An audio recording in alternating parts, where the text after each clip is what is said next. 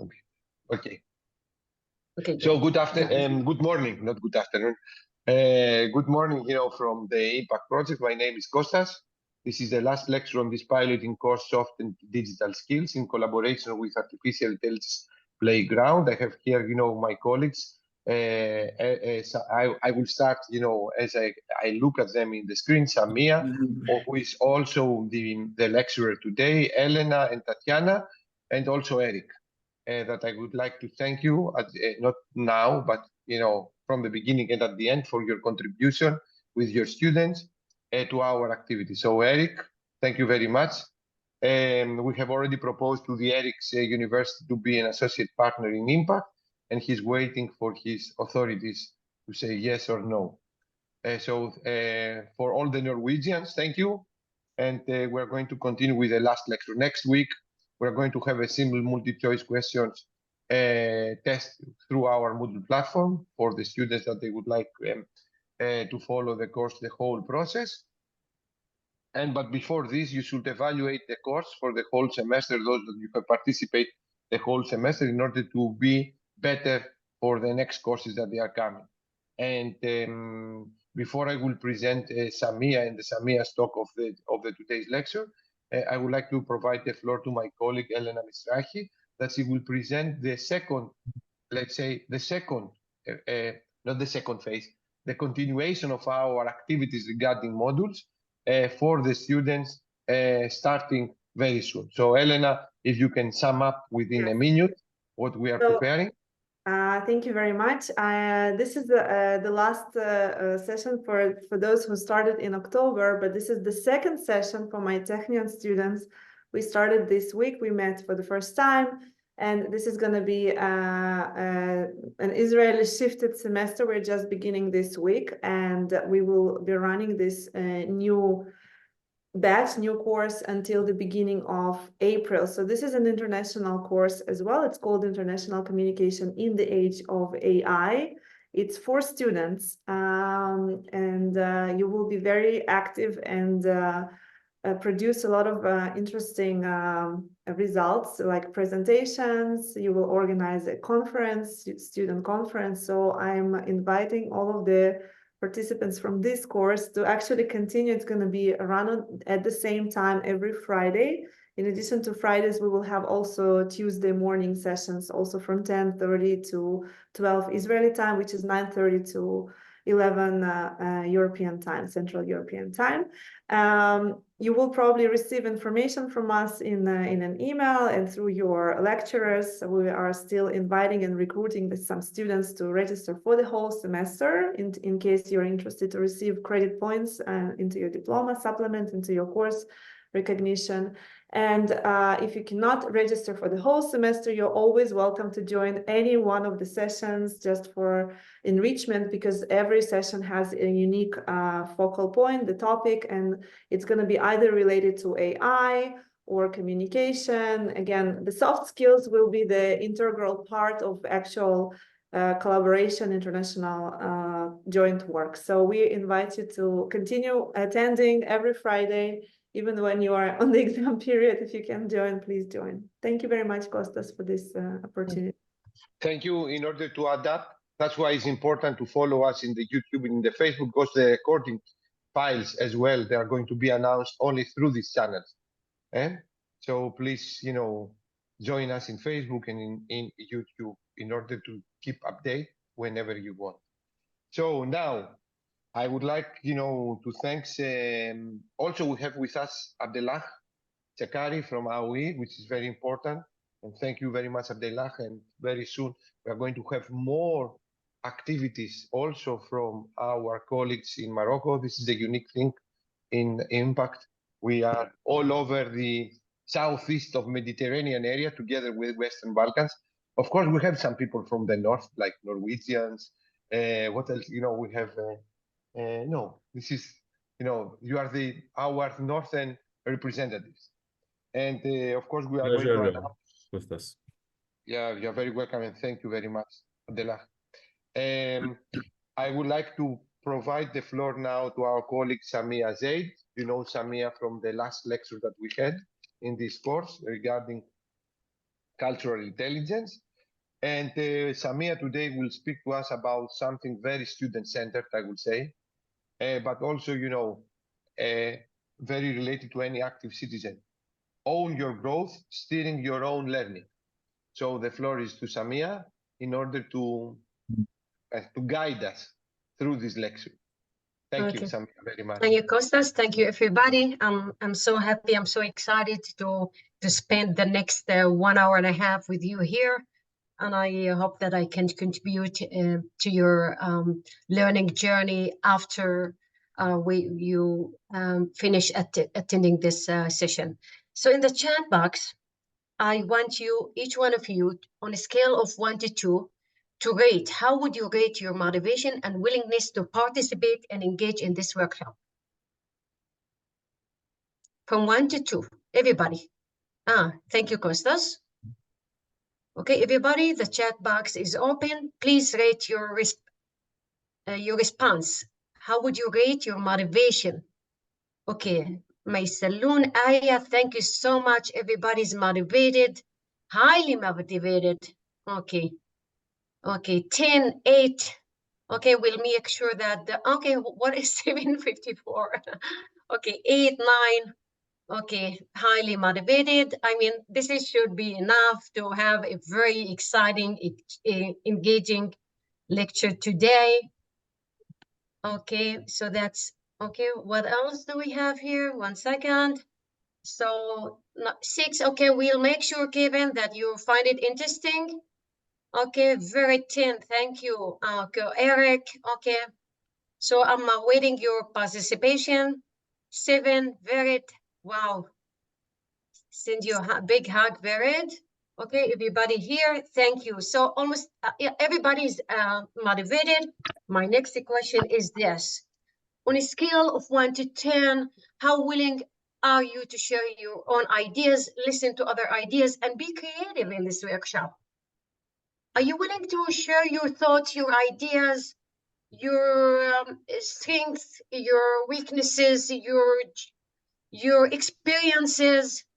Wow. Okay, so we have different personalities here, and I totally respect that. Listening, learning doesn't mean that everybody will come with the same toolbox. We're different. We have different personalities. Some people participate more, some others less. And you're the one who's going to lead your journey. Okay, thank you so much. Okay, we'll find, in the meantime, we'll find some time, we'll find some way to make people more open. 1 second. Okay, to discuss and share ideas. So that's this is what I'm going to talk about. I'm going to present the outline. First, I'm going to talk about, we're going, okay, so it's more about we talk about factors shaping student learning behavior, just theoretical background and some insight based on my personal experience. And then I'll talk about paradigm shifts in learning views. What is self-regulated learning? We're going to analyze, use critical thinking to analyze case studies, real life scenarios where SRL, which is self-regulated learning, is needed.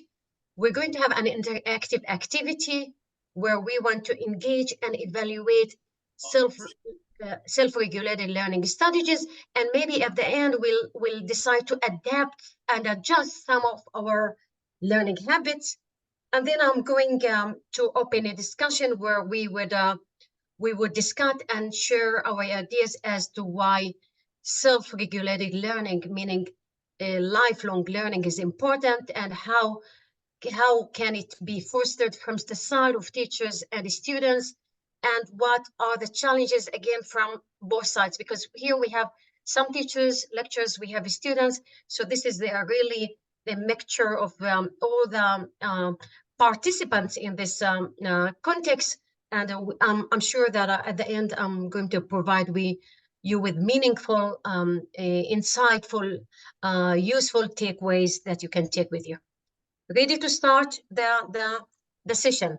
Okay, so the first thing is that it has been claimed that learning does not occur in a vacuum. Learning occurs in context. So what factors affect learning? I want to hear your opinions. What do you think about that? What shapes your learning? I think that maybe the personality of the lecture first. For example, you started with such, I don't know, something enthusiastic that make you engage in the lecture. So I really liked it. So I think this gave me motivation to be more engaged in your activity during the lesson. Okay, great. Thank you, Vered. Others? So Vered is one professor. Another thing I think that is an important factor on top of what Vered has mentioned is also the pedagogy. What kind of pedagogies the teacher is using in order to motivate the students. And these pedagogies and tools are changing with the time. So the teacher should be very well informed about the new tools and the new techniques in order to make the communication, his or her communication, more effective with the youth and the students. So one of the things are the pedagogies and technologies, and this brings into the game also the environment. Even, the setup of the classroom can play an important role.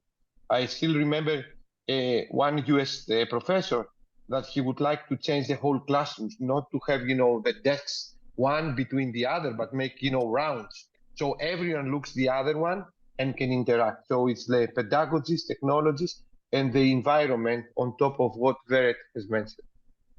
Okay, totally agree, Costas. We have my saloon, then Remy, then okay. Okay, yes, my saloon. Yeah, I think the approach of the teachers towards the learning, how they approach the students, especially in the first class.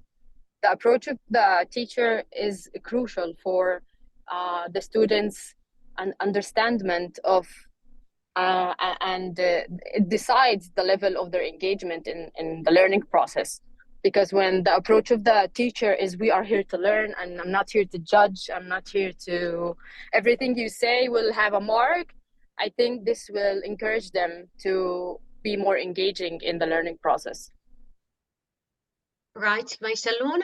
Thank you, Remy. I was supposed to say a lot of the same thing, but in addition, it's how the topic of what you're supposed to learn in a course or a skill you want to acquire is engaging for yourself and your own morals.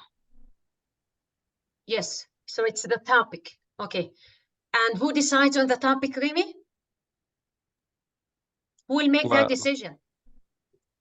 Well, on what to teach? The students that are engaging in a course choose to go to the course, and that's part of the topics, but not every topic is equally engaging. Yeah. So teachers should make sure that topics are interesting and appeal to the students' interest.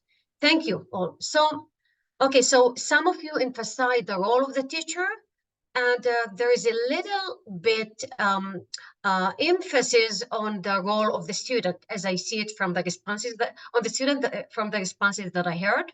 Okay, so learning is from an ecological perspective point of view. Learning occurs in circles of belonging. So this is the individual in the center, and there are different factors that shape learning. There are first we start with the family. We have a nuclear family, extended family. We have the school environment and school culture of learning. We have the community, the city, and we have the state, the country, and their policy towards how learning should occur and what emphasis should be, how much emphasis should be put in each of the factors. And of course, globalization, internationalizations. There are some other socio-cultural, psychological factors like well-being. You mentioned well-being, feeling comfortable, being motivated, all these factors. So in the innermost circle, I would see the family, like a family as the first circle, basing, shaping our personalities and our learning behaviors as students. So as a kid, I would say my mother didn't help me with my studies since my mother was illiterate. So I had to find my own path and explore different ways and struggle and try out different things in order to succeed. So that one thing. And then in your community, larger community, in the wider circle, so this is where I lived, and this is the slide that I showed in last week. I lived in a village where it's like everybody, it's a totally interrelated and everything is intertwined, and there are these values of hierarchy, belongingness, obedience of adults, where adults make decisions and everybody's following the herd. And there's these are values of collectivism and conformity. And these are the values and norms that were spelled out in my culture, indoctrinated and dictated certain behaviors that I had as I was still young. My Salon, did you want to say something? No, this is from before. I'll lower my hand. Okay, thank you. Tov. At the Tov, this is Hebrew, so I code switch. I use Hebrew sometimes when I give you presentations. Okay, so at the institution level, this is my college. I'm a lecturer. I'm the head of the English unit at the Western Galilee College, and I would share some information about the college context.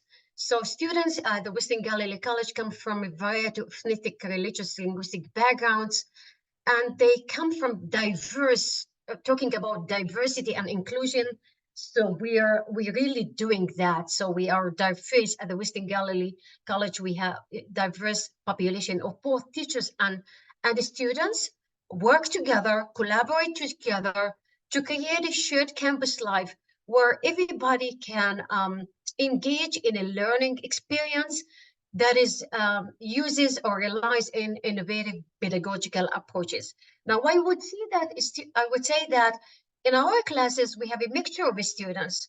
We have from all the religions, Muslims, Druze, Christians. We have also Arabs, Jews, Russians, immigrants, people alike, and we have international courses. So students come to our courses with different toolboxes, learning behaviors, and the teacher with the students, we need to find the balance where whatever we don't offer one size that fits all, where we would offer something that would fit and be and tailor to all our students' needs. So the culture of learning. So when we talk about culture of learning, and not talking about the community, but the culture of learning, what the norms are within a culture, we would say that there are psychological and social cultural factors that shape learning approaches that do and sometimes do not resonate or align with the student's culture. So suppose that I come from a culture, this is an example where I come from a culture where everybody has to speak and give their opinion, whereas some students would come from a culture where the teacher takes the leading role. So it makes a lot of difference, because the teacher would expect himself or herself to take the large portion of speaking during class time, and the students would feel that they are not giving the opportunities to speak and share and express their opinions. So this is the dilemma. So we have a traditional cultures, we have that foster dependence and the leading, the role of the teacher as a leader, and we have modern culture that instill modernity, independence, diversity, individual, where the focus is in the the individual rather than on the collective. And sometimes there is a kind of ambivalence, and this is what I experience in my daily life, in my at a personal level, when you live in a traditional culture and between tradition and modern cultures, and you try to find your way, you find the balance. So sometimes you're affected by that culture and sometimes by another culture. Okay, that would be lead me to culture of learning once again. And we need to upgrade our skills. And we've learned this in our course, and the students who are joining the new course will be soon discussing these issues. The world is changing, right? Everybody knows that. We have globalization. We have technologies are changing and adapting in a turbulent world. Everything is changing. What we had yesterday is not the same of what we have that we have today, and we have to make sense out of the complexity surrounding us. We have innovative pedagogies, like some teachers would stand in front of class and teach and give a lecture, and what others will divide students in a group and create an environment or an atmosphere of collaborative learning. We also have internationalization, and this is our course is a really a good example of this, where we have promote virtual exchanges where students meet from different cultures. And of course, we have a flow of research. So when we collaborate with countries from Europe and from Morocco, Israel, on research and on activities. So in a way, information flows and findings, research findings flow from one country to another, from one institution to another. And that's how all institutions will adjust and learn and adapt new technologies, new pedagogies. There are demographic shifts, like the world is becoming small. It's a small world, right? Do you agree? It's a small world. We see everything in social media. Everything is interrelated. Everything is intertwined. And employability. I don't know what you're thinking as a student, but you might be working outside of your country, not only physically, but you might be sitting at home and doing your home. You work from home at your own desk, but you're collaborating from other 5 other countries in the world. Look at this meeting we have today. How many countries do we have? So we have Israel, we have Morocco, we have Greece, we have Belgium. What else? Have I missed anybody? Okay, what do you have? We have from Morocco. Morocco. Slovenia. Slovenia. Slovenia. Slovenia. Oh, yeah. Yeah, wow. Okay, so diversity, opportunities to collaborate. I mean, digital platforms, virtual exchange to allow us learn from each other, collaborate with each other. Adaptability, lifelong learning, like what you learn in this course will help you, assist you, and enhance your learning after you finish the course. Are you going to persist? And this is the question. Are you going to persist in cultivating intercultural communication after this course ended? Are you going to take insights and implement them after this course ended? So we talk about lifelong learning, where you persist in learning after the course ends, and life-wide learning, where learning occurs in different circles same time. Okay, do you want to say something about this before I proceed? That we have also France. Okay, we have France. I think I remember the student name, Clement, right? Am I right? I think I remember the student name. So now we know names. Okay. I'm going to share some briefly research, because if I'm going to suggest ideas here, I want you to know that they are based on experience, expertise, and they are based on research. So learning, Vygotsky learning theory, and I'm sure that Vered will connect to that, because Vered is a professor in the education department at the Western Galilee College, and I'm sure Thank you others. for giving me so much credit. And others too, and Nava also, and others, Costas, everybody here, Eric, teachers, instructors. Okay, so learning is a social activity. Now we talk about social learning and triple learning. This is a new terminology which covers this aspect of learning. We have blended courses, online learning, Zoom learning, like we have meeting face-to-face, offline learning, and we have social learning where students interact with each other to work on a project. And this might be an idea we want to implement in our next course. Okay, so triple learning based on different modes of learning, where the basis of this is that learning is based on collaboration. So do all students fit this type of learning?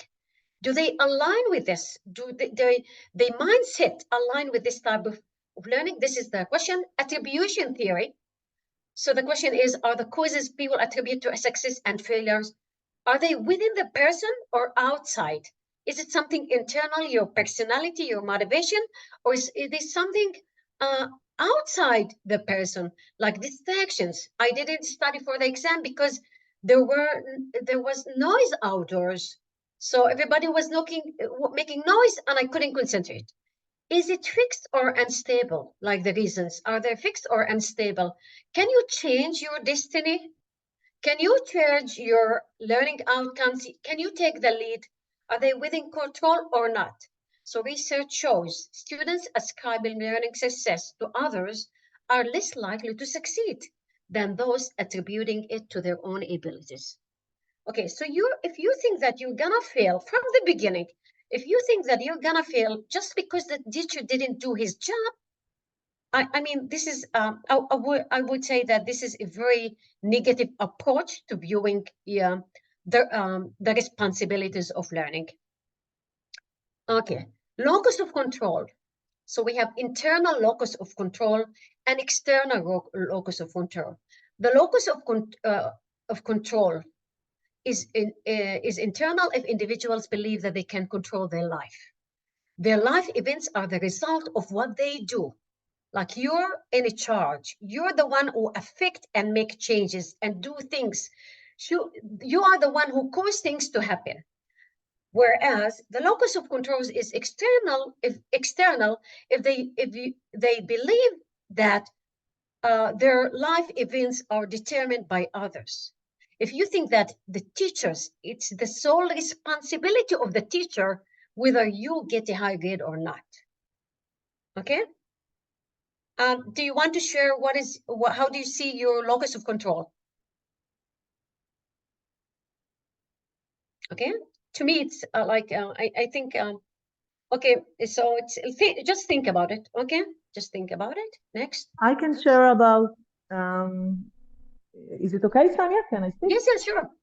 Okay, so I can share from my experience regarding students in my course.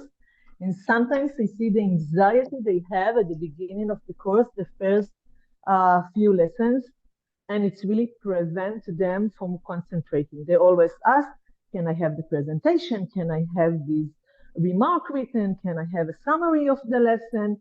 Instead of focusing in the lesson discussion, which is the main issue, in which they should take the points for the test from the lesson, they always concentrate in collecting written materials with the hope that it would help them with the exam. But actually, I think that the real issue in success, at least in my courses, is to participate in discussions that help the memory. And that's it, I think. Engagement. Okay. To engage students in activities. Yeah, you're right. Okay, so this is another topic, fixed mindset versus growth mindset. This idea about growth mindset is centered on the belief that your fundamental qualities, such as intelligence and talent, are capable of growth and development. So if your English is, I teach English, and some of my students say, I'm not good in English. Okay, so this is not, I tell them, this is not your destiny. I mean, you can work in it, you can change it. Fixed mindset is based on the belief that their basic qualities or intelligence are static or unchangeable. So it's important to have a growth mindset where you believe, like, with efforts, your destiny can change. Self-efficacy, that's the last piece of research that I want to share, okay, which is the level of confidence and belief of the learner as to whether he's capable, or he or she is capable of doing something or not. Do I have the ability, or I don't have the ability to succeed? I can do it, or I cannot do it. Do I have the skills? Is my English good enough to give a presentation in the front of the class? Am I good in math? Okay, this is the question that are like, so you should make sure that you believe in yourself and you believe in, you have confidence as to what your abilities are, so that you can persist in learning. Okay, paradigm shifts. What is the role of the teacher and what is the role of the students? I'm going to share a Padlet, and here it's gonna be interesting. Okay, Remy, one second. How do you perceive your role as a student? And I'm asking the teacher, how do you perceive the role of the student? And for the student again, what do you believe is the role of the teacher? And for the teachers, what do you believe the role is your role as a teacher? Okay, Remy, do you want to say something before I share the Padlet link? Yes, according to your last slide. Yes. Okay, do you want me to show it? Yeah, yes, please. Mhm. Okay, I don't know what happened, so I'm back to the beginning. 1 second. Maybe 1 second. 1 second. Yeah. No, that's 1 second. Last one, something got confused here. This one? No. No. That one? No. Next one. There. Yes. You talked about how people that just need to believe in themselves. What tips and tricks do you have for people that doesn't believe they can do something to manage it? Okay. And that's a question for everybody. Yeah, good question. Okay, can some of the teachers, because this is a question addressed to teachers, right? Lectures. It doesn't matter. Maybe a student even know. Okay, It doesn't matter. How can you motivate the students to believe in themselves and their abilities to achieve, to be able to achieve a task and pass? Okay, I would suggest something. Tailor the task to the student's level. So some tasks should be at a high level, requiring critical thinking, whereas other tasks should be based on less high order thinking skills, requiring students to make less effort. So maybe you would, in terms of complexity and difficulty of the tasks. So I think the teacher should provide tasks that require high level of critical thinking, and tasks that require like some kind of basic thinking. And maybe I would give the student, I'm not going to teach the student, suggest tools that would facilitate learning so the student can find their way to learn and improve.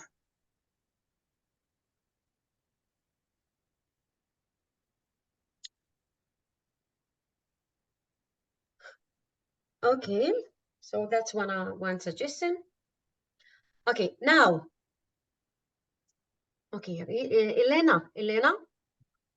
Yeah, I really like your question, Remy. I think it's like a philosophical question. Really, how do you deal with people who do not believe in something? How do you make them believe in themselves and actually take an action, right? Because and what Sami suggested are really all, I think, right suggestions. I think it all comes down to taking one little step at a time, because sometimes you just don't believe in the big result. it sounds like unreal, sounds not possible, sounds impossible. That's my son told me yesterday, Mom, I will never do it. It's impossible. And I was like, what?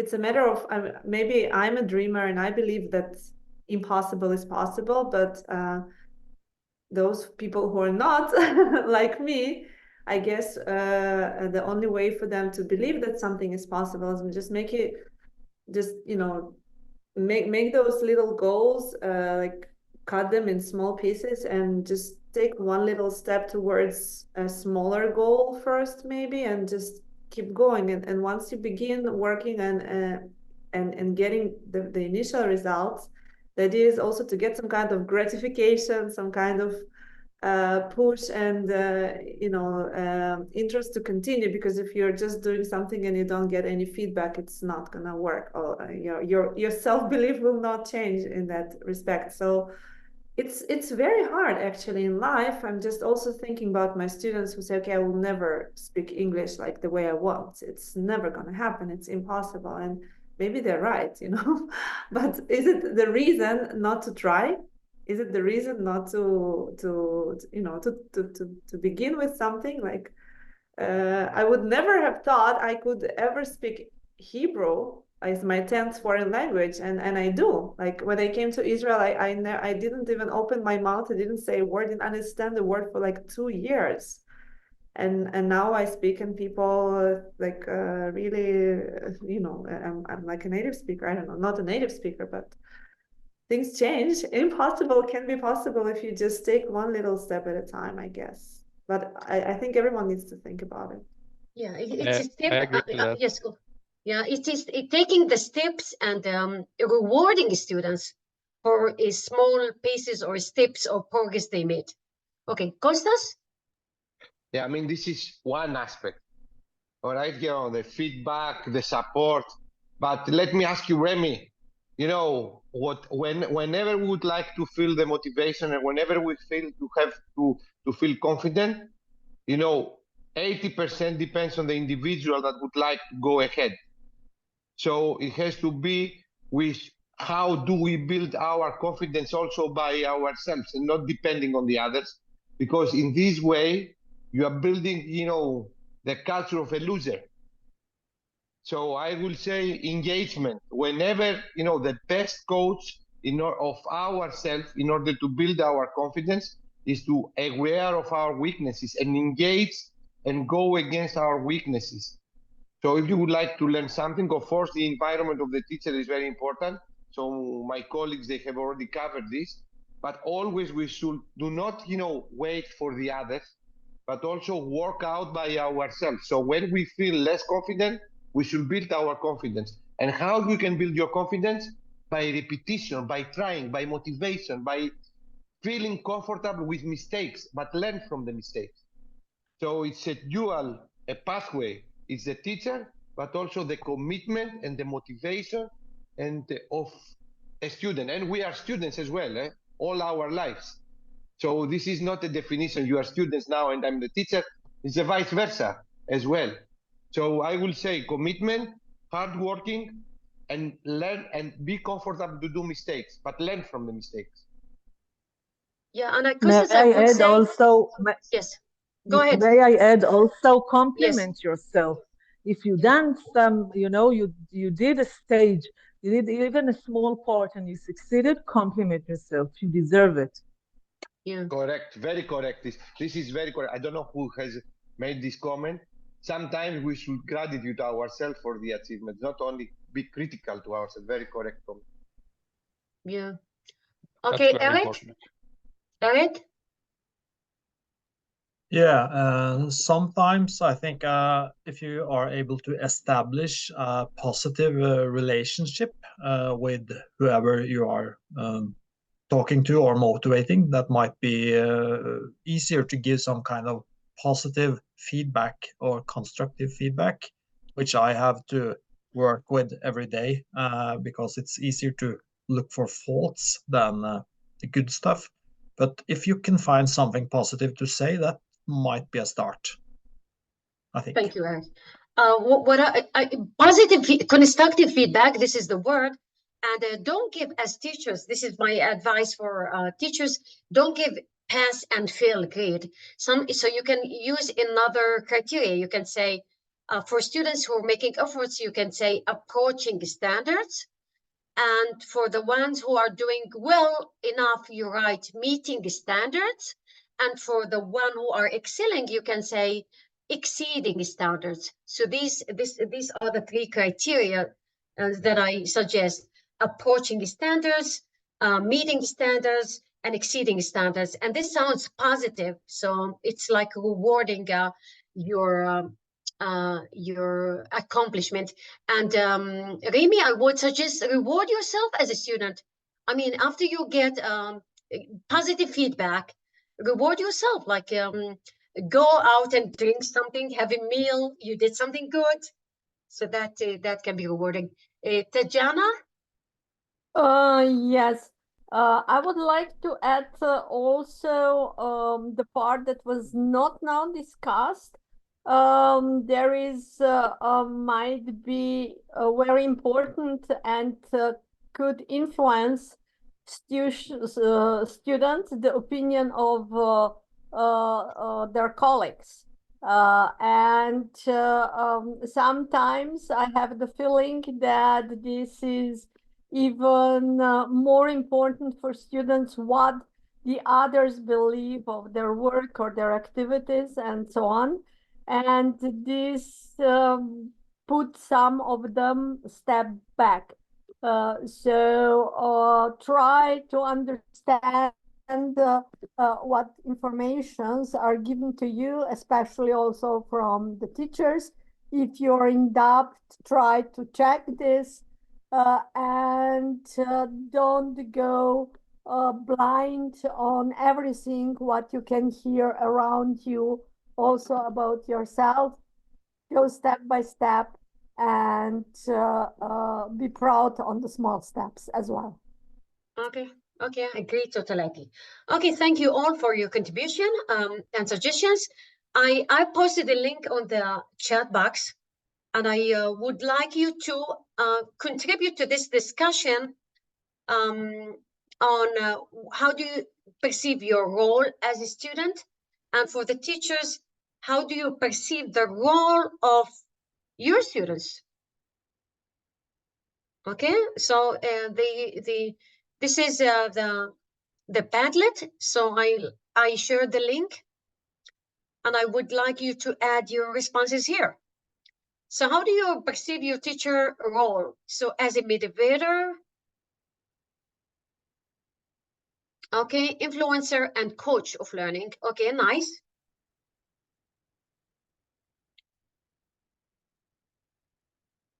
Okay, learn to listen and consultant. Okay, active listening, mentor, nice.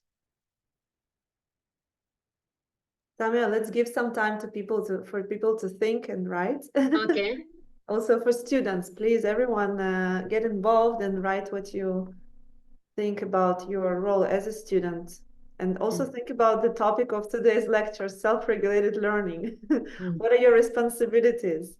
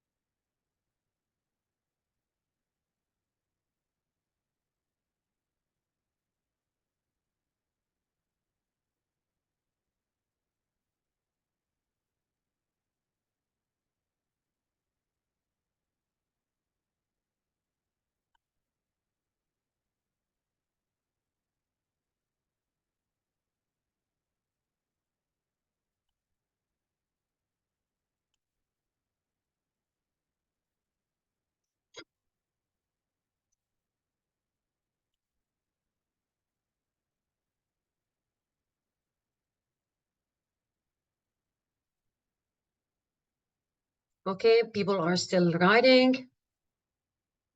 So here, how do you perceive your role as a student? Eager to learn and progress, responsibility, As a student, your role is to learn, be curious, and apply what you learn.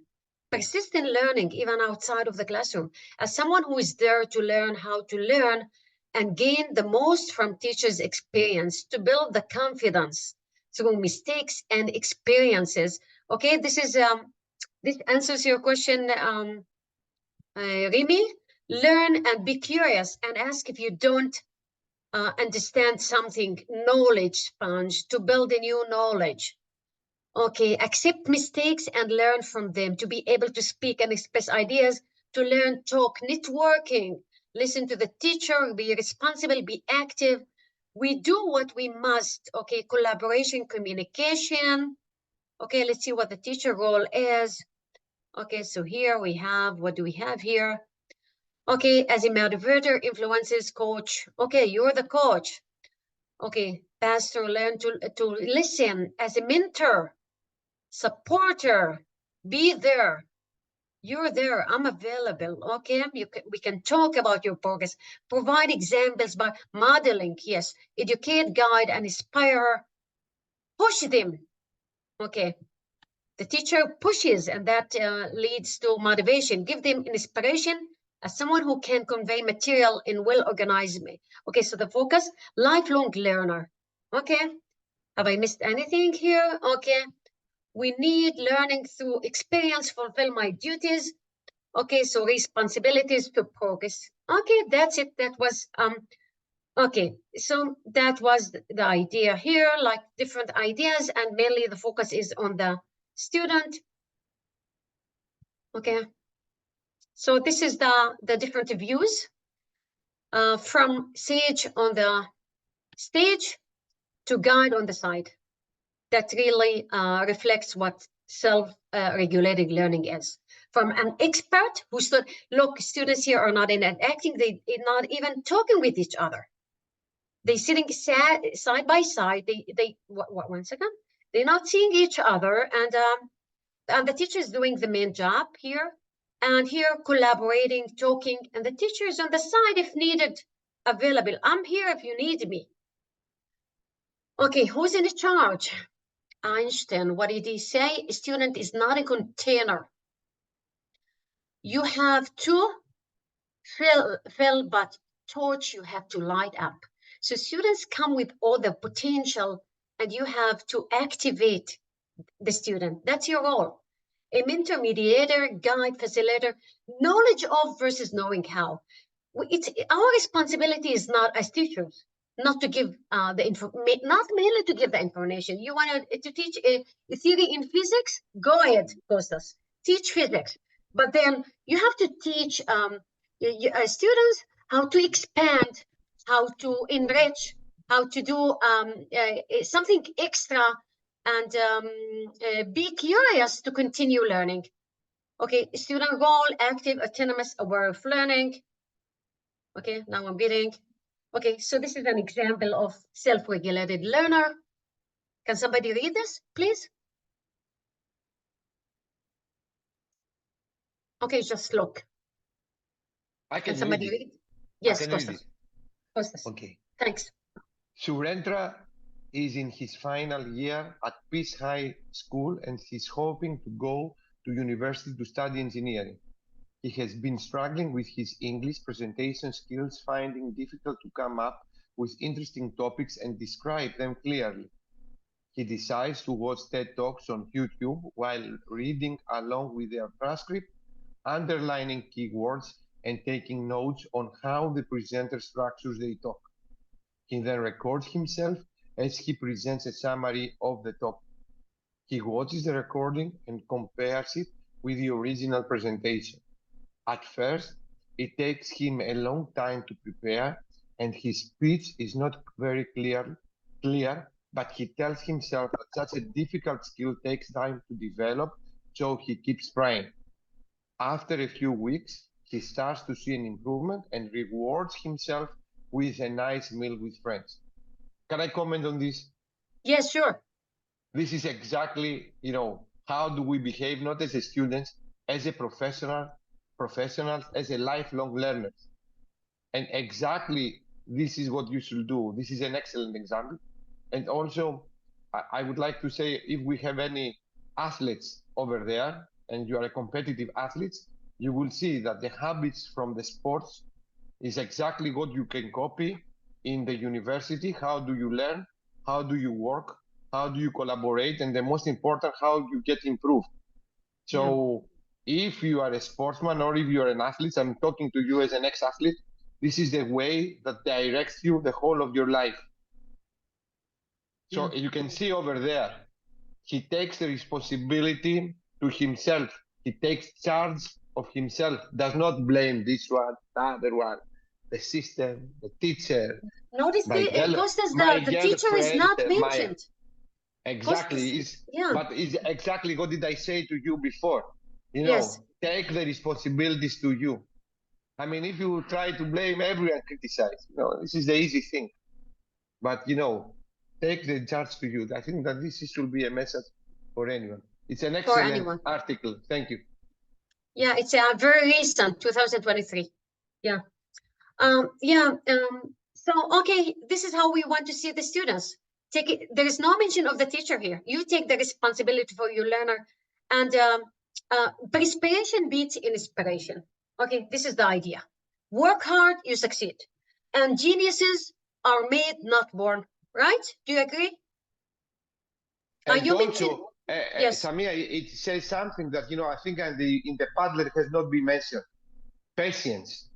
Nothing comes, you know, just like this. And this is the problem I can identify to the youth right now, because we have used this, the speed and, you know, the fast impact of the digital tools. This is not, you know, this does not apply to the learning. It applies to how fast you are going to find the resources, but you should give time to yourself in order to build. I think that, you know, through the discussion, this has been mentioned, but I don't know if it has been mentioned in the panel. Yeah, yes, thank you for highlighting this point. Thank you for highlighting this point. Yes, it's like, this is how we want to see the students. Okay. And there is something else. Let me, there is also something else. Habit. You need to make learning as a habit. Make learning part of your life. When you are doing this as a habit, then you are in a good pathway. Okay. So 1 second. 1 second. 1 second here. No, here. Okay, 1 second. Okay, here. So there are different processes of learning. You need to plan learning. So learner consider how to approach and complete a task when you have these are the metacognitive learning strategies. This is thinking about your learning. You have a task that you need to complete. So these are the expected planning processes that you need to go through as you learn. You need to consider consider how to approach and complete tasks before starting an assignment instead of beginning the activity unprepared. You set goals and come up with strategies that help you achieve your objectives. During the process, learner constantly rethink. It involves a lot of thinking about what you're doing. Okay, you don't wait till the night before. You're not late bloomers, let's say. You're one who prepares for the task ahead of time. So examples are break down the task. This is a good strategy, and this is for so this would increase motivation. You break down the task and you focus on each stage separately, and you weigh the results and then rethink about your progress. You need to allocate time, decide in advance how much time this task needs. Kostas, did you want to say something? Yeah, it's, on this also it's a type of pedagogy. This is where, you know, all these agile techniques they base. Split your learning, your teaching in small parts, feedback, and then continue. Okay, yes. Next, monitoring process, like a monitor. Okay, this is another stage. Learner employ monitoring strategies to measure and keep track of their progress. So you have you have to track your progress on a checklist, maybe. Okay, and ask yourself, how well am I doing? Am I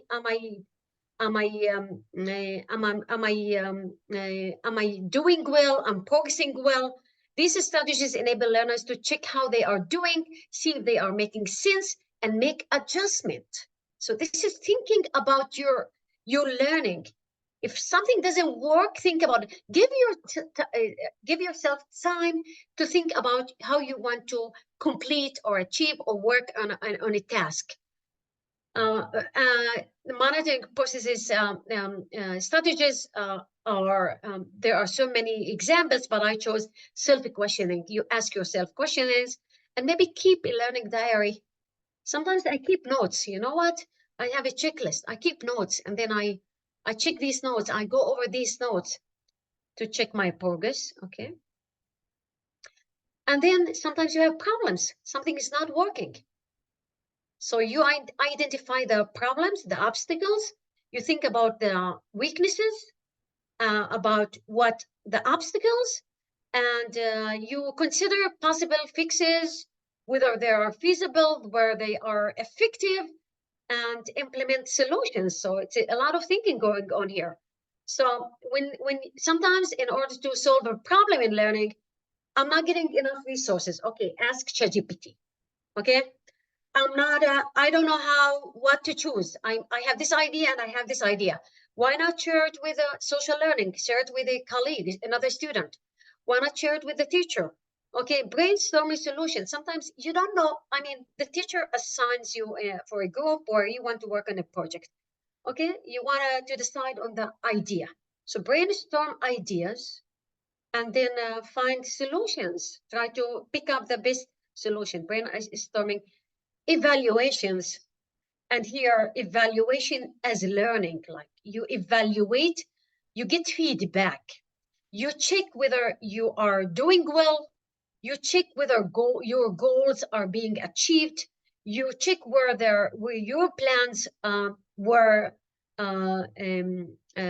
professionally decided on, and you think whether you're performing well and achieving your the desired results.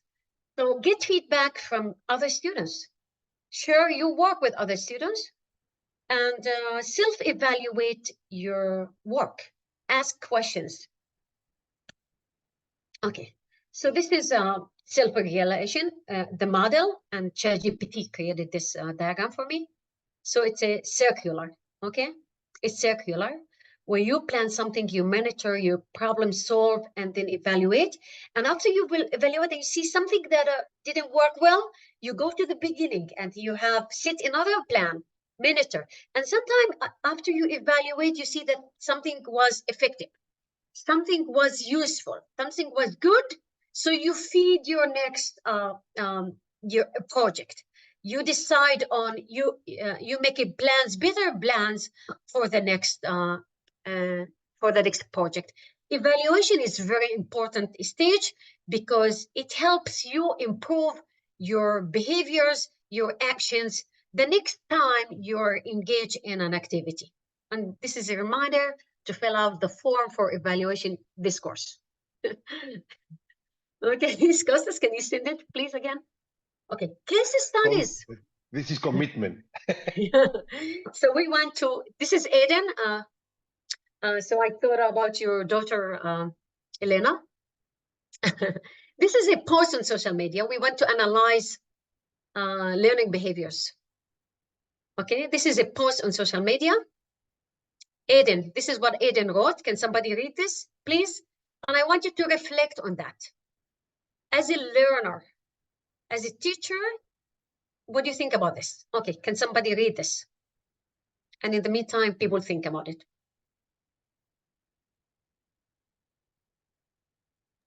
Hello, students. Can somebody read this? I'll do it. Okay, Abid, Yeah. thank you. Yeah. Hey friends, I'm a student and honestly, I'm a major procrastinator. It's a daily struggle. Assignment pile up and I just can't seem to start them until the last minute. Every day I tell myself I'll do it today, but then distractions happen. Whether it's just scrolling through social media or binge watching shows, I find a way to delay my studies. The worst part, the guilt and the stress that hit me at 2 a.m. when I'm racing against the clock. Does this happen to you too? How do you deal with it? Let me know. And some hashtags. Yeah, thank you, Abid. What are your thoughts on this? Teachers, students, what are your thoughts on this? I can totally relate to what Aiden's saying. Was me when I was doing my master's. And the most method that helped me is called habit stacking. It's just I attach the learning process, or if I have a homework or a paper to submit, I do it. I start preparing for it right with my cup of coffee. In the morning, I'm on automatic. I go and do a cup of coffee. So I stacked the habit of preparing my paper with my cup of coffee. So this made it stick and stop the procrastination. Yeah, start with you there with a cup of coffee. Yeah, okay, yeah. Interesting. Exactly, habit. She mentioned something very important, habit. In order to make a habit, if you have a habit, you don't procrastinate. So whenever you procrastinate, you should make it a habit. And this is difficult, it's not easy. But if you make it, it's a success. That's the core idea of self-regulation. Make it a habit, automatic.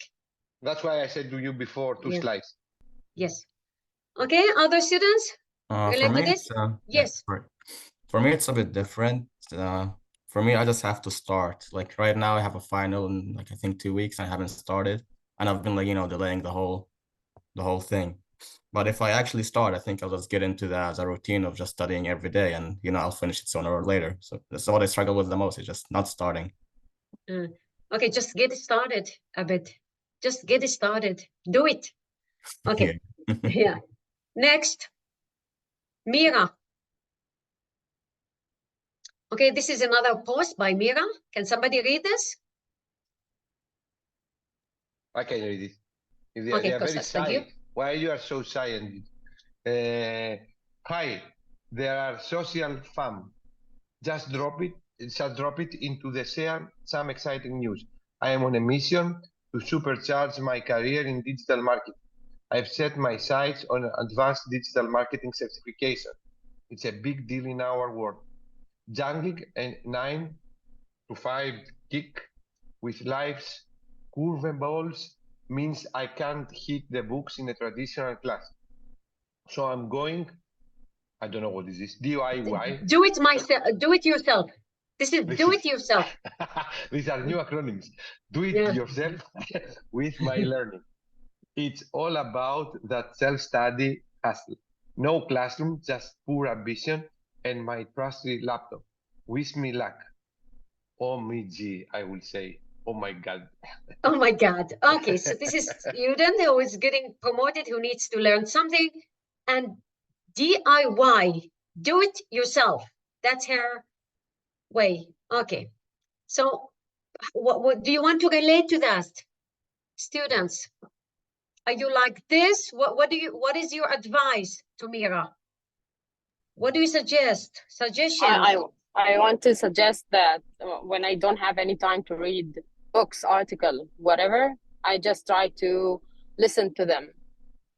I search for the audio book, and I just put on my headphones, and I just listen to them while on the like driving or doing house chores back and from to work. Yeah. Okay, so it's about finding the balance between work, like juggling 9 to 5. These are the work hours, and our life circumstances, to find the balance. So it's very difficult to go to the classroom and study. And you need to study on your own, lifelong learning, independent learning. You need to study outside of the classroom. So there is a need, because if you're busy with work, you're busy with other things, then you don't have time sometimes to take a course. I mean, if you want to learn how to cook, for example, so just watch a video on YouTube, okay? Subscribe to a cooking channel.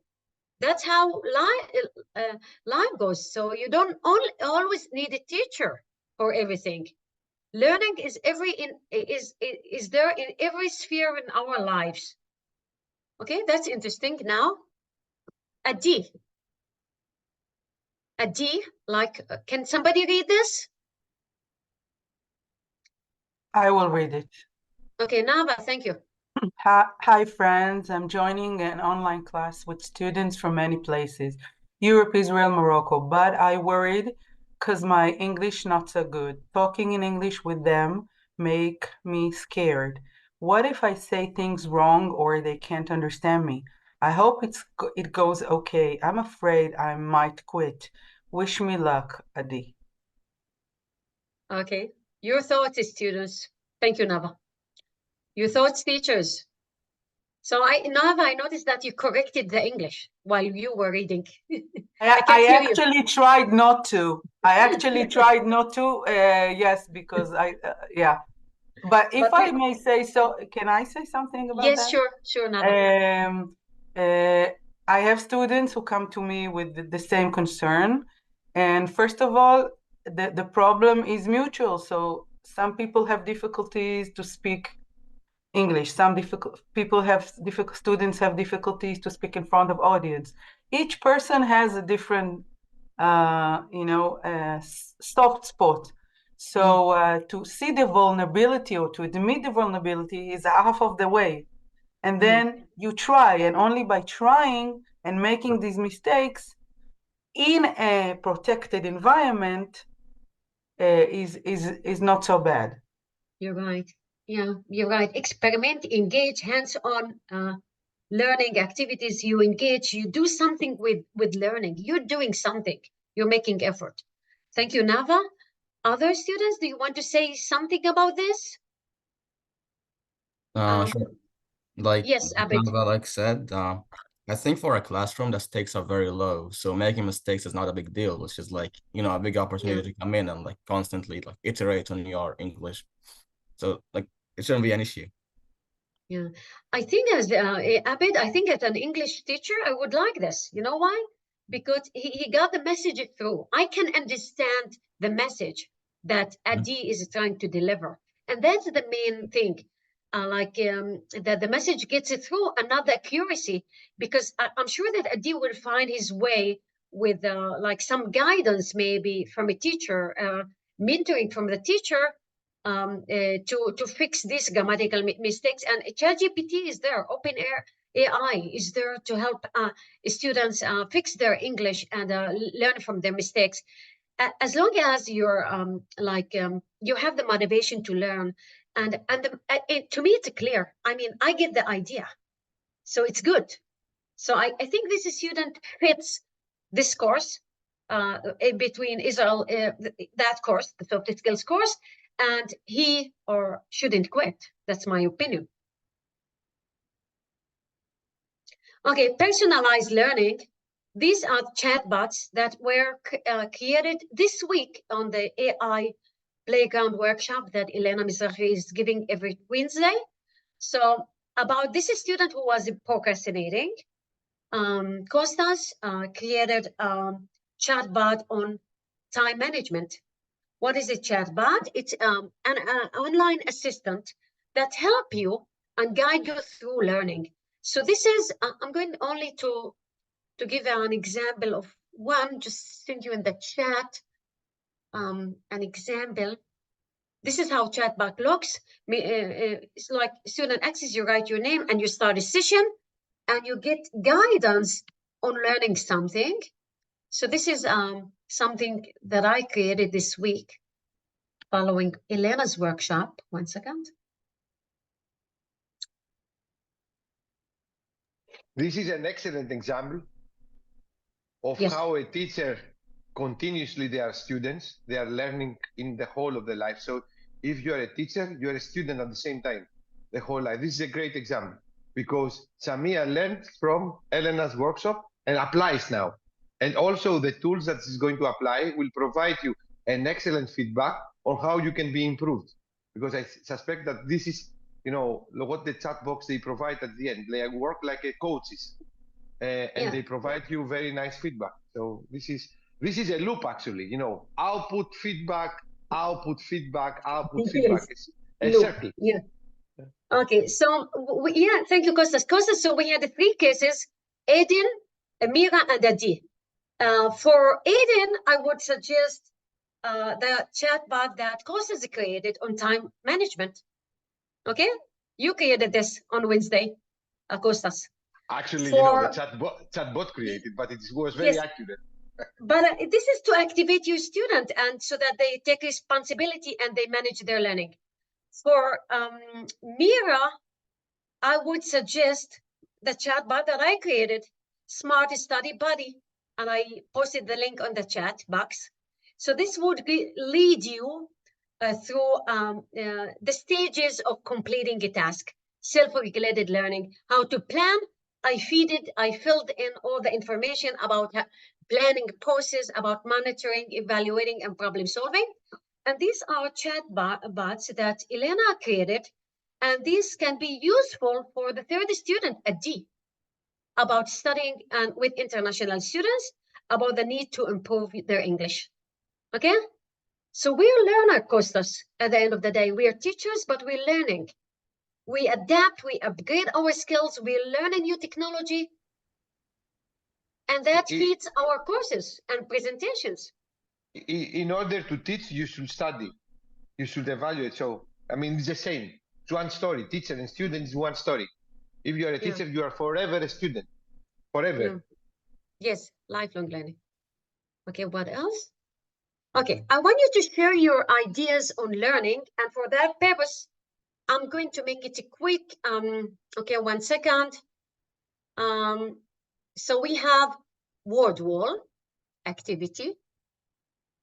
Okay, this is a word wall activity. No, 1 second, because I need, I'm going to send you for 10 minutes. I think we have this activity and then after that discussion and we finish this presentation, this session. I want you to engage, especially all the students, especially the one who rated their motivation to engage as like they gave a score rate. So this is the activity. I'm going to send it to the chat, the link, word wall. And I want you to engage in this activity. Second, here. So this is how it goes. Okay, on your growth. Okay, do you hear the sound? You don't need to. Okay, so yeah, we want to spin this wheel so that we learn about after I presented the theory and we have different interesting discussion about learning. I want you to reflect on your learning and hear about other students' learning, because learning is social activity, and maybe update your learning views and perspectives. So I want to spin it and let's see who the first one. I'll try it and then I'm going to send you breakout rooms to continue this activity. But I want to try one question here.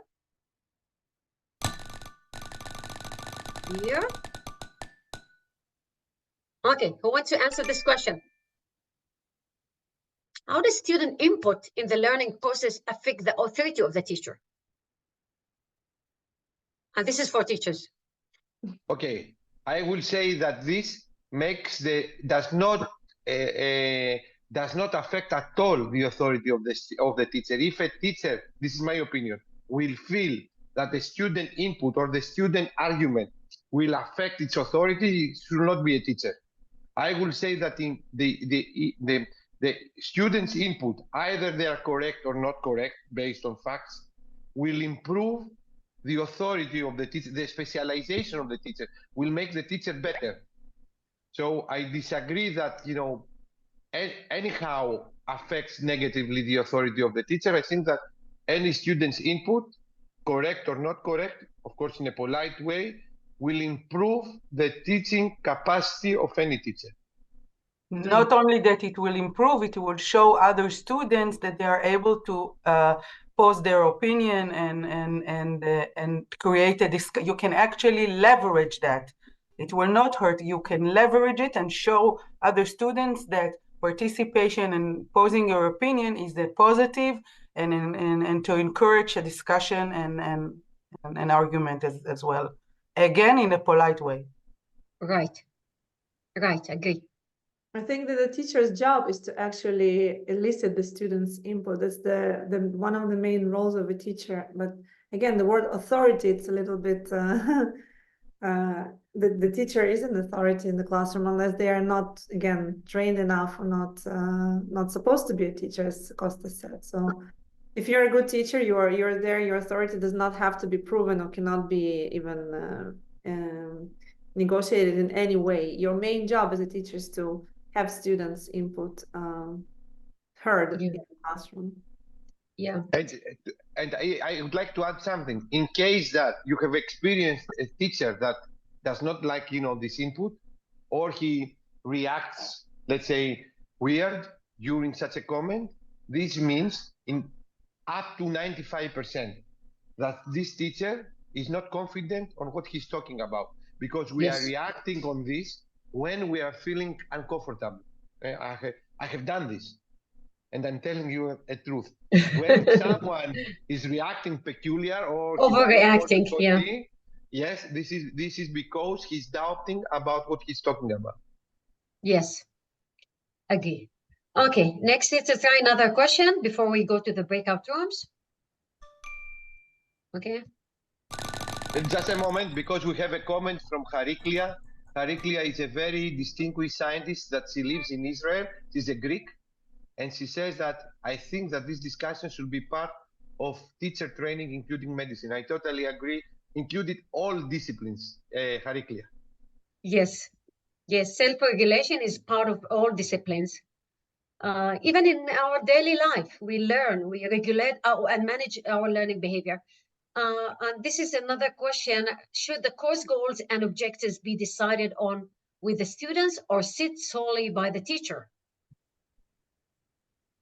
Have you ever negotiated goals with the students? This is very challenging. This is very challenging. I think that it should be a balance, because in this case, about the learning goals, it's the maturity of the teacher as a professional according to his experience, to his or her experience.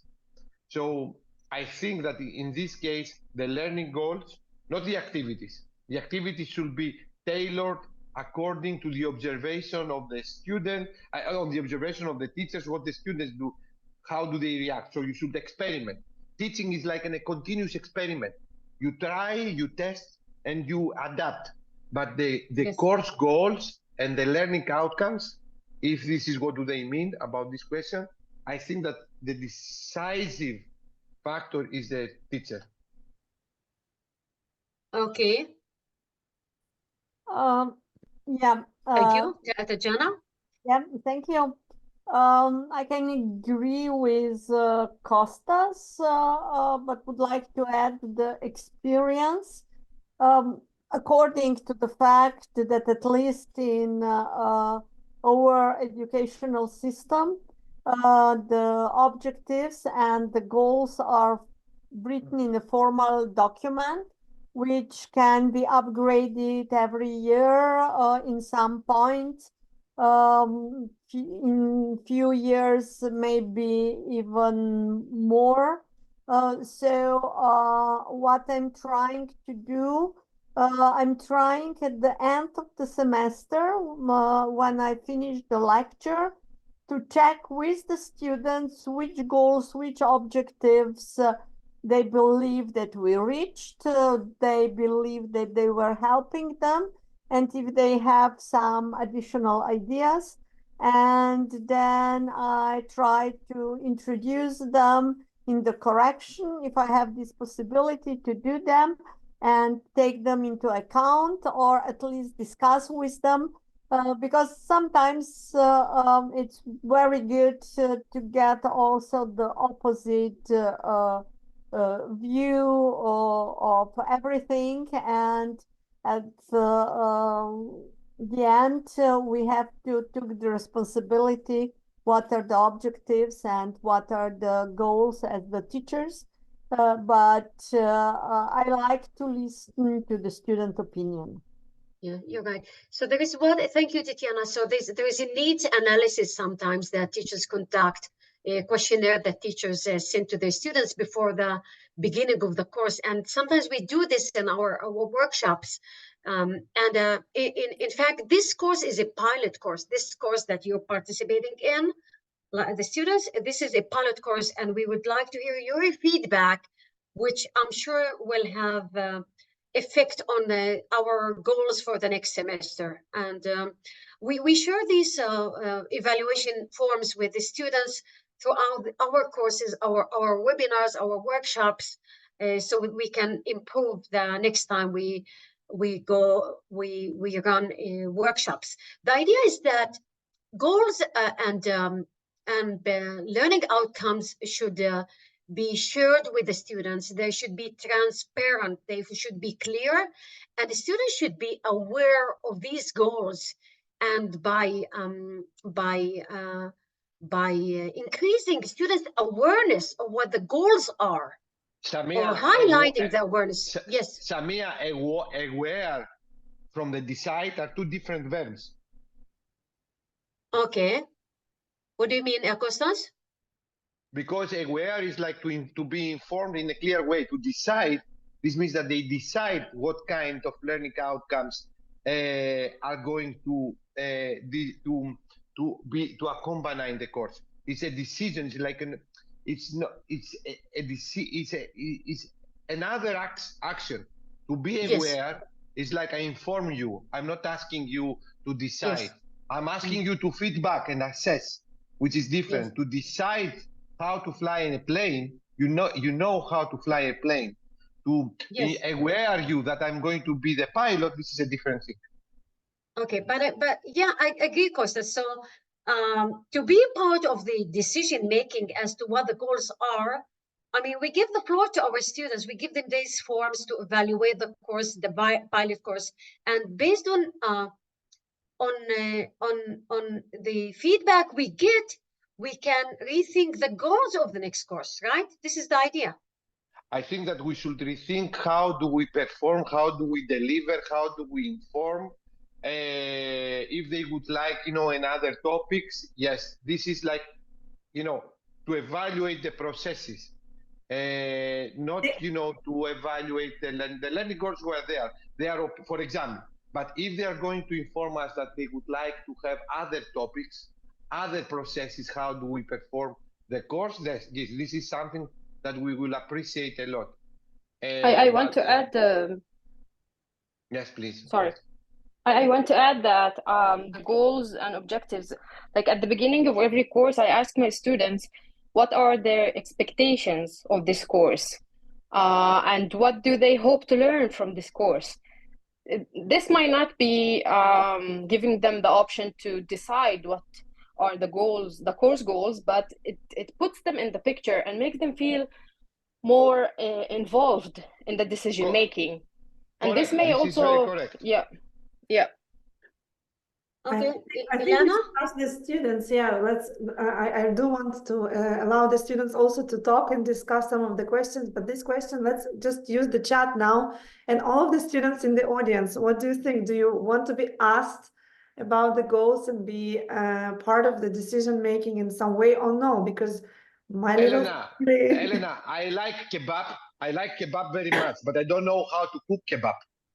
Exactly. Okay? No, that's why I think my theory your question is like how relevant it is. So this is a controversial issue. Yeah, I see that there are different opinions, and maybe it needs further thought and to make a decision. That's why I said at the beginning, this is peculiar question. It's not an easy question. Yes. I think the discussion should be part of teacher training. Okay, that's it. So I think I'm going to divide you, and that's what I'm planning to break out rooms because I want more students to be engaged. I send the word wall in the chat box. Okay, it's there. I'm going to send you for 10 minutes only. And then after you come back, we are going to close this session with takeaways. And I need another 5 minutes after the 10 minutes. I'm going to send you for 10 minutes to break out rooms.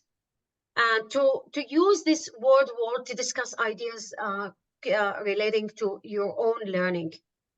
Okay, this is the idea. I'm going to have, how many rooms do you think we need? How many students do we have, Costas, here? I think you should open like 6 rooms, about 6 rooms. We are 45. We used to be 45, 44, because Okay, this 7, number so I is open. changed. Okay, Right so here. now we are 42. So Okay. 40, let's say 40 divided by, this is up to So you. I sent 5 you, per 7. yeah, okay. So I sent you a word wall. Wrong. Do you see the link? Use it to engage in the discussion about your learning behaviors. Here, come back in 10 minutes.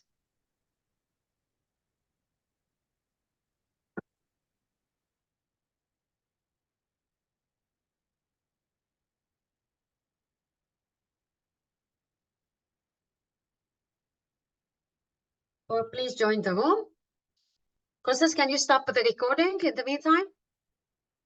I think, yeah, I don't know. We should. It was so fascinating to hear students talk and share their personal insights and the strategies and tips for each other. So yeah, it was wonderful. Yeah, Thanks I so think much. you have the will. Think about it. It's you think about your learning. Okay, other insights or other. Do you want to reflect on this activity? I like very much because it was my first time that I moderate, discussion of students within a virtual room. I think as far as I remember, I like it very much, and I think it was the first, way that I experienced, one of the fundamental principles of impact, how we can be facilitators during students' discussion and then motivate them to speak and exchange an opinion. I would like to thank Hal Grimm. He was the pilot of he was the captain of my virtual room. And I really enjoyed it. But they did most of the talk, right, Costas? This is what we expect from them. Yeah. Yes. Okay. At the end, I concluded. I have to say that I did not stop. I was get involved, but at the end. Yeah. So conclusion is part of reflection, giving feedback, right? So it's important to get the teacher's feedback in the process of learning. Okay. Others, do you want to relate to what we've just? I don't see some students here. Like, have they left? Okay. So we have another. Okay. So I want to add that yes, certainly the wheel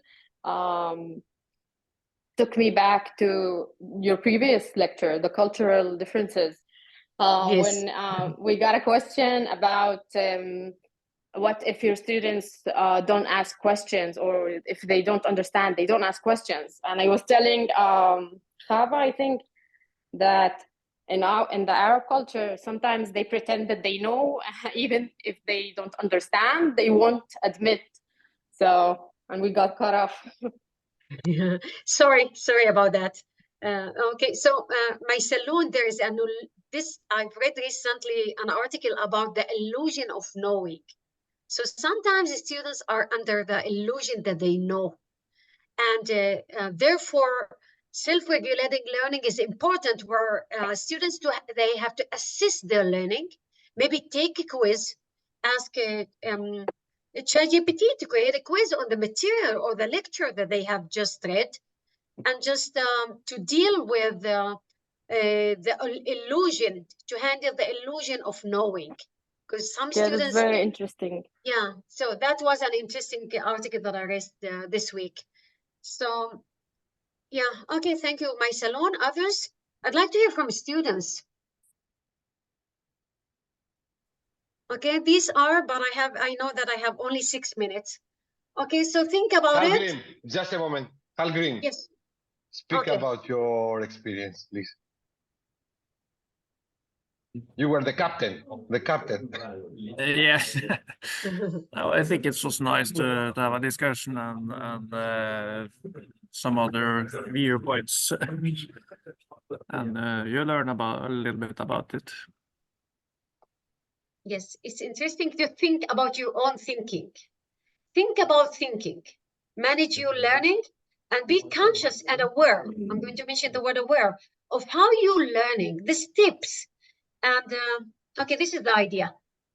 We don't have time, like we talked about the importance of learning. So you don't only learn in the classroom. You learn how to cook. You learn how to shop online. You learn how to educate your kids. You learn how to Nava. You learn how to work with a colleague and lead the department, right? You get feedback from your teachers. So we're all learning. It's life is all about learning, and just think about how you can foster it and what the challenge is and deal with the challenge. So that's my, okay, so I'm giving you this toolbox. You started as a student, you have this toolbox. Are you familiar with this idea? And you have to fill in and enrich and expand this toolbox. So this is what I'm giving you as takeaways from today's lecture. And of course, you can add to this. I want you, take one of the takeaways is to take charge of your learning. You're the boss, you're the captain, as Costa said it. You're the leader, boss in a way that, like you lead, you mentor, your guide on the side. You see how the students are learning, but at the end of the day, they should be doing something. As students, this is for students, set specific, measurable, achievable goals. Okay, so if you have a task that you cannot complete in one day, say, okay, so I have a list of 100 new words to learn in a foreign language that I study. Let's divide it in small chunks, pieces. So every day I will learn 5 words. So this is measurable, this is specific, and this is achievable. You can learn words in 5 words every day. But if your goal is too general, I want to study English, it's not gonna make any difference. It's very misleading. It's very difficult to work this way. Learn to plan and organize study time and resources. Study time. When do you want to study? Are you a morning, evening, or night person? Evening person.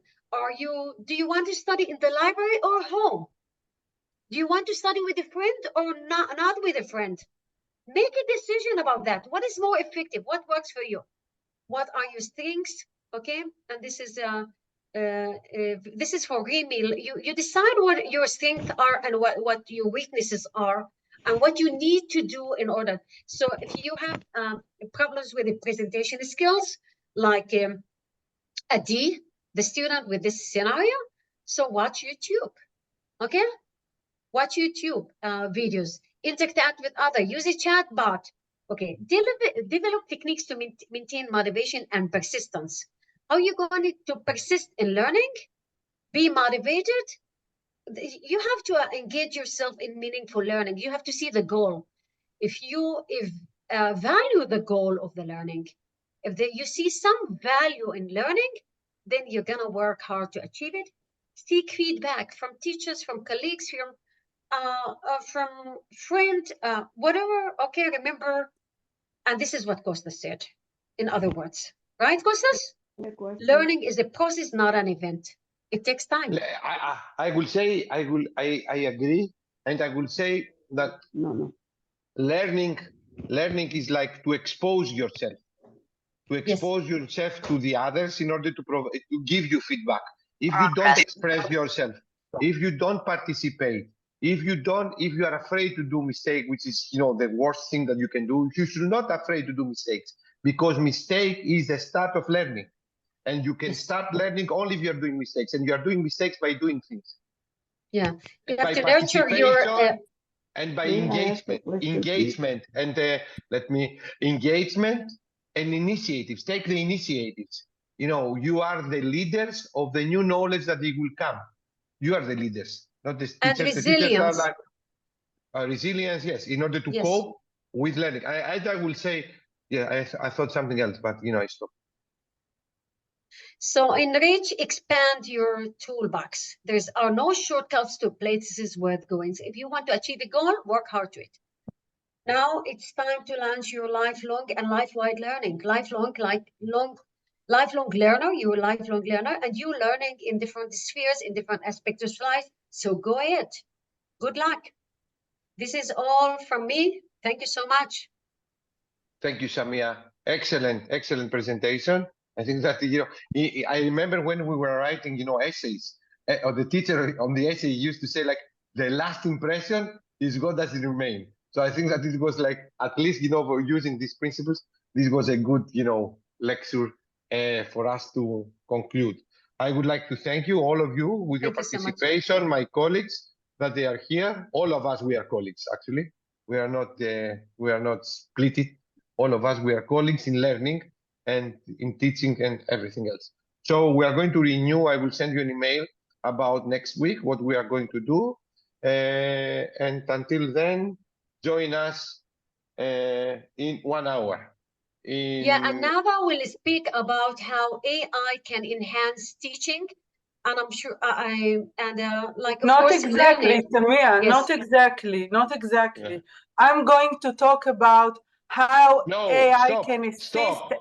Stop. Leave them, you know, the curiosity. They should join. You know, something very important about artificial intelligence and the impact of your employability. So you have the link, join. This is your chance. This is life. You take the chance or you don't take the chance.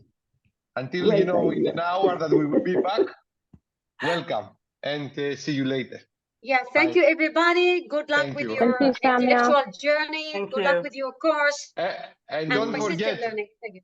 Don't forget that this is like the next lecture, but this course will continue according to information that I will send you from Elena in the new phase, in, you know, a course for students to students, I will say. Yes. Okay. Bye. I need, you know, to drink the water. Bye. Thank you. Thank Thank you so much. Bye. Bye. Thank you. Bye. Thank you.